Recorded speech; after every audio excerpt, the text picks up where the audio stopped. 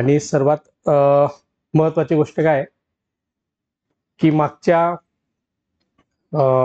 2009 पासनं तर 2000 म्हणजे कोरोनाच्या पूर्वी ते 2020 पर्यंत मी कंटिन्यू भगीरथला भूगोल हा विषय शिकवत होतो.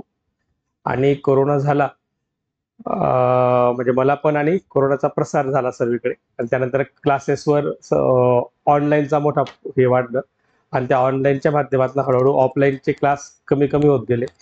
त्यानंतर माझी झाली नागपूर महापालिकेला. मी नागपूरला होतो काही दिवस. त्यानंतर आता नाशिकला आहे आदिवासी विकासला जॉईंट डायरेक्टर फायनान्स म्हणून. आता मला आनंद असा पहिला वाटतोय की मी डिस्क्रिप्टिव्ह पॅटर्नचा प्रोडक्ट आहे. डिस्क्रिप्टिव्ह पॅटर्नची परीक्षा मी दिली होती आणि त्यावेळेस आमच्या इथं सेम आता जो पद्धत आहे की युपीएससीच्या बेसवर एमपीएससीचा सिलेबस, त्यावेळेस 1600 मार्काचं हे होतं. सेम युपीएससी सिलेबस आणि एमपीएससी सिलेबस इक्विव्हॅलंट होता. आता तोच पॅटर्न कंटिन्यू आयोगाने केलेला आहे आणि तो पॅटर्नचे तुम्ही विद्यार्थी पहिले राहणार आहे, बरोबर आहे ना. ह्याचा मला प्रचंड आनंद होतो. म्हणजे ऑब्जेक्टिव्ह जाऊन आता डिस्क्रिप्टिव्ह येत आहे. याच्या बाबतीत मी मागच्या बॅचला कायम एक स्टोरी सांगायचो ऑब्जेक्टिव्ह डिस्क्रिप्टिव्हच्या बाबतीत, की ते म्हटले की सर ऑब्जेक्टिव्ह चांगलं का डिस्क्रिप्टिव्ह चांगला, असा प्रश्न खूपदा विचारायचे. आता चांगलं वाईट आयुष्यात असं काहीच नसतं, बरोबर. आपण कसा न्याय देतो याच्यावरती अवलंबून असतं. त्यात एक प्रश्न मी त्यांना सर्वांना सांगायचो की एक प्रश्न विचारला गेला याच्यात डिस्क्रिप्टिव्हला, की मुंगी कशी मारावी हे सांगा. किती मार्काला? 10 मार्काला. आता मुंगी कशी मारावी हे डिस्क्रिप्टिव्हला माहितीच नाही ना, की काय संबंध आहे या प्रश्नाचा. आणि हा तर सिलेबसला पण नाही. असा काही प्रश्न विचारतो का, असा आयोगाच्या बाबतीत विचार करायला सुरुवात झाली. समजा आपल्याला मात्र त्यावेळेस असा विचार करून निषेध व्यक्त करून बाहेर निघता येणार नाही ना, आपल्याला उत्तरच लिहावं लागेल, कारण की मार्कचा प्रश्न आहे. मग डिस्क्रिप्टिव्ह पॅटर्नला काय झालं, पोरांनी लिहायला सुरुवात केली की मुंगीचे 2 प्रकार असतात, काळी मुंगी आणि लाल मुंगी. काळी मुंगी ही कणखर असते, लाल मुंगी नाजूक असते. काळी मुंगी रस्त्याने प्रवास करत होती. प्रवास करताना तिला मध्ये मोठा अडथळा आला, तिचा अपघात झाला. तात्काळ तिला दवाखान्यात हलवण्यात आलं. त्यानंतर हळूहळू तिच्यावर उपचार सुरू झाले. मात्र उपचारात दरम्यान काळ्या मुंगीचा प्रतिसाद हा कमी मिळत होता. कालांतराने तिला ऑक्सिजनची व्यवस्था करण्यात आली. मात्र तरीही मुंगीचा प्रतिसाद मिळत नव्हता आणि डॉक्टरांच्या अथक प्रयत्नाने व मुंगीने प्रतिसाद न दिल्यामुळे शेवटी काळ्या मुंगीचा मृत्यू झाला. आणि खाली वाक्य होतं, सर आम्ही 10 मार्कालाच काय 20 मार्काला पण मुंगी मारू, बरोबर. म्हणजे डिस्क्रिप्टिव्हला काय होतं, तुम्हाला 4 वाक्य माहिती आहे, ते 4 वाक्य एक्सप्लेन करायचे. आता तर एक्सप्लेन करताना प्रत्येक व्यक्ती कसा एक्सप्लेन करतोय हे प्रत्येकाचं कौशल्य आहे स्वतःचं. त्याच्यातला मेन व्यक्ती बाहेर येतो डिस्क्रिप्टिव्हला. म्हणजे उदाहरणार्थ तुम्ही जे डीएड झालेले मुलं असते, म्हणजे काय झालं तेव्हा पॅटर्न मला आठवतंय, डिस्क्रिप्टिव्ह जसं सुरू झालं तसं शिक्षकांचं प्रमाण फार वाढलं, बरोबर. शिक्षकांचं म्हणजे त्याच्यात त्यांना मुळात सवय राहते ना, घटक उपघटक प्रस्तावना, म्हणजे सर्व ते व्यवस्थित विषय मांडतात. आणि तो 4 जरी आपल्याला वाक्य माहिती ते डेव्हलप ते करतात डिस्क्रिप्टिव्हला. आणि त्यातून तुमचं ओरिजिनल कौशल्य हे डेव्हलप होतं. आणि याला काय महत्वाची गोष्ट, तुमच्या ऑब्जेक्टिव्हला हो किंवा नाही हाच एक मुद्दा असतो. याच्या बाबतीत 3 महत्वाच्या गोष्टी मी तुम्हाला सांगतो. पहिली गोष्ट काय, डिस्क्रिप्टिव्ह परीक्षा ही होईल का नाही याच्या बाबतीत प्रचंड सध्या कन्फ्युजन आहे. आपण सध्या एक मानूया की 100% डिस्क्रिप्टिव्ह होणार. सध्या आपल्या समोर तोच पॅटर्न आहे, तर आपल्याला डिस्क्रिप्टिव्ह परीक्षेनुसारच अभ्यास करायचा आहे. हा पहिला मुद्दा आपण फिक्स करू. दुसरा मुद्दा याच्यात काय होतं, काही मुलांचं ऑब्जेक्टिव्ह चांगलं राहतं, ते प्रिलिम सहज पास होतात आणि मेन्सला थांबतात. काही जणांचं काय राहतं, लिखाण खूप चांगलं राहतं आणि ते प्रिलिम पास व्हायची वाट बघतात, की म्हटलं फक्त प्रिलिम पास होऊ दे, पोस्ट 100% आहे. असे भरपूर जणांचे कन्फ्युजन असतात. तर याच्यामध्ये तुम्हाला दोघांचं कॉम्बिनेशन करायचं आहे. म्हणजे तुम्हाला कोणता विषय हा ऑब्जेक्टिव्ह व्यवस्थित केला पाहिजे आणि कोणता विषय हा सब्जेक्टिव्ह व्यवस्थित केला पाहिजे, याचं तुम्हाला कौशल्य असलं पाहिजे. म्हणजे ऑब्जेक्टिव्हने वाचताना एखादा विषय हा प्रिलिमच्या हिशोबाने वाचायचा आणि सब्जेक्टिव्हने वाचताना तो विषय आपल्याला डेव्हलप करायचा आहे, तो मेनच्या हिशोबाने वाचायचा. एकाच वेळेस हे दोघी कौशल्य तुम्हाला ठेवावे लागतील. बरोबर आहे. आता याच्यात फायदा काय होतो, जर तुम्ही सब्जेक्टिव्हचा अभ्यास केला तर तुम्हाला त्या विषयाची इतकी खोली येते, म्हणजे तुम्ही कन्सेप्ट सहज सांगू शकतात.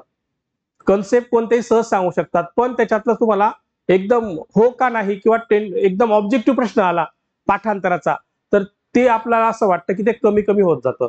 त्याचा तुम्ही आता सराव करणं फार गरजेचं आहे. मी मेंटरशिपची बॅच आपली सुरू वाटतं भगीरथची, त्यात क्वेश्चन बघितले मी सर्व, म्हणजे काही जणांनी क्वेश्चन दिलेले आहेत ते बघितले.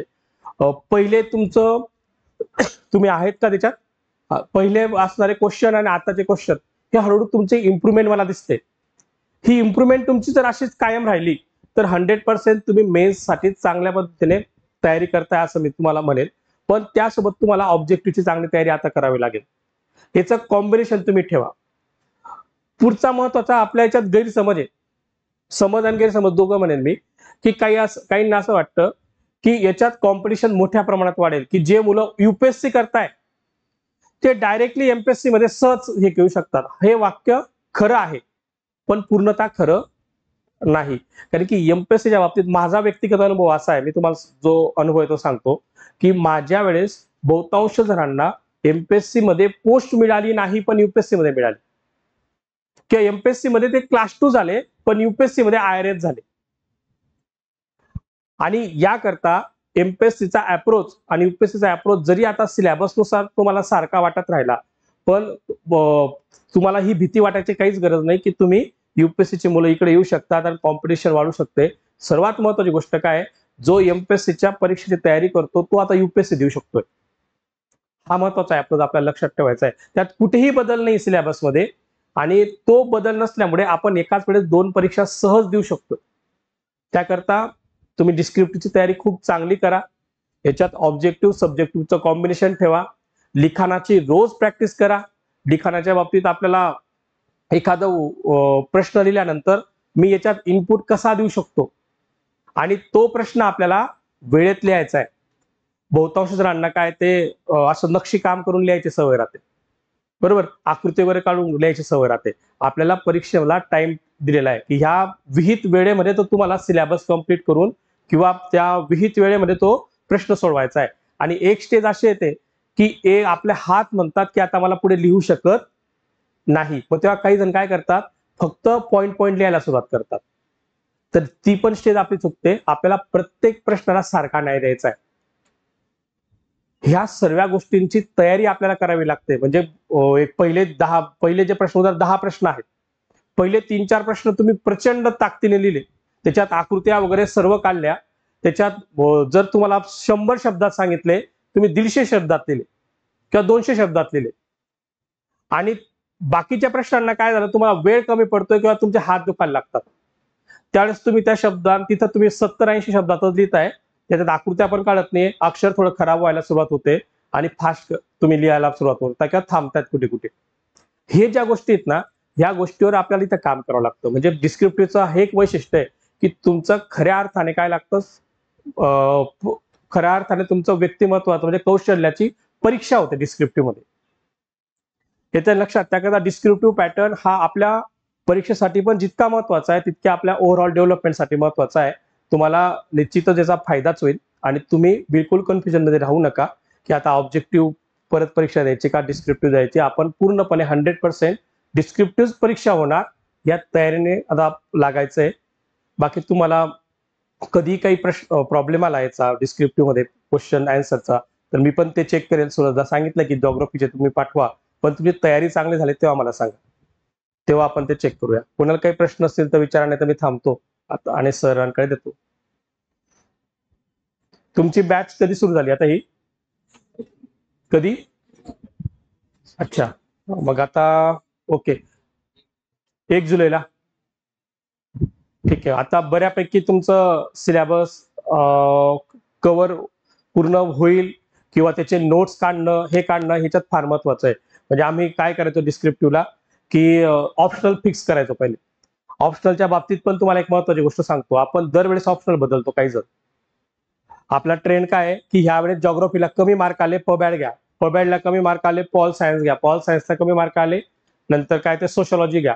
अजून नवीन काही लोक सांगतात की इथिक्सला फार कमी लोक राहतात, इथिक्सचा पेपरमध्ये सिलेबस फार कमी आहे, इथिक्स घ्या. अशा पद्धतीने आपण ऑप्शनल बदलतो. ऑप्शनल साठी तुम्हाला खूप वेळ द्यावा लागला तरी चालेल, पण मी कोणता ऑप्शनल घेईल याच्यावर काम करा. काही जणांना असा फार कॉन्फिडन्स राहतो की माझं बीएससी मॅथ झालंय म्हणून मॅथमॅटिक्स ऑप्शनल घेतो. बरोबर, अशा याच्यात न निकष लावता तो ऑप्शनल कसा निवडावा याचे निकष आहेत. ते निकषानुसार तुम्ही ऑप्शन निवडला पाहिजे आणि त्या निकषातला तो ऑप्शनल बसवण्यासाठी 1 महिना लागू द्या, 2 महिने लागू द्या, घाई करू नका. नाहीतर आपल्याला काय आपले ऑप्शनल निवडायचे निकष काय सध्या, माझ्या बरोबर राहणारे रूममेट हे 5च्या 5 पॉल सायन्सला आहे, मग मी दुसरीकडे कशाला जाऊ, त्यांच्याबरोबर जायला जायला बरं आहे मला. म्हणजे जायला सोपं व्हावं म्हणून काही जण ऑप्शनल निवडतात. काही जणांच्या रूम जवळ तो क्लास चालू आहे म्हणून काही जण ऑप्शनल तो निवडतात. असे निकष नको बरं का ऑप्शनल निवडायचे. म्हणजे तो ऑप्शनल फिजिकली सोयीचा नसावा, आपल्या दृष्टीने सोयीचा असावा, परीक्षेच्या दृष्टीने आपल्यासाठी सोयीचा असावा. हे सर्व निकषनुसार तुम्ही ऑप्शनल निवडा. जीएसचा विषय जो आहे डिस्क्रिप्टिव्ह मध्ये, जीएसचे 4ही पेपर तुम्ही व्यवस्थित करा. आमच्या वेळेस इथिक्स नव्हतं, आता इथिक्स ऍड झालाय. इथिक्सच्या बाबतीमध्ये तुम्ही उत्तर लिहिताना उदाहरणासहित उत्तर जर लिहिलं तर त्याला जास्त वेटेज असतं आणि ते इथिक्सचं उत्तर लिहायची प्रॅक्टिस जास्त करा. भरपूरदा इथिक्सला वाचा एक स्टेज येईल तुम्हाला की वाचायची गरज पडणार नाही, वाचायची गरज पडणार नाही, तुम्ही सहज उत्तर देऊ शकता. उदाहरणार्थ उत्तरदायित्व आणि जबाबदारी याच्यातला फरक सांगा. बरोबर, आता असा एक प्रश्न आहे, म्हणजे त्याच्यात आपल्याला काय बहुतांशदा हे सारखं वाटतं आपल्याला. म्हणजे उत्तरदायित्वाला कायदेशीर बेस असतो आणि जबाबदारीला नैतिकतेचा बेस असतो. बरोबर, आपण त्याला अकाउंटेबिलिटी आणि रिस्पॉन्सिबिलिटी असं म्हणतो. मग त्याच्यातला फरक हा आपल्याला उदाहरणासहित सांगता आला पाहिजे.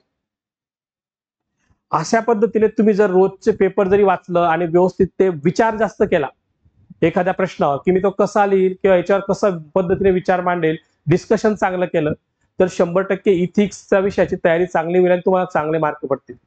आणि याच्यात सर्वात आपण दुय्यम स्थान देतो मराठी इंग्लिशला, पण ते आता मराठी इंग्लिशला युपीएससी पॅटर्न सारखंच असेल, फक्त पासिंग, तर ठीक आहे, मग काही अडचण नाही. पण आता तुम्ही ह्या जीएस मध्ये इथिक्सला चांगला व्हॅल्यू द्या, ऑप्शनलला चांगला व्हॅल्यू द्या.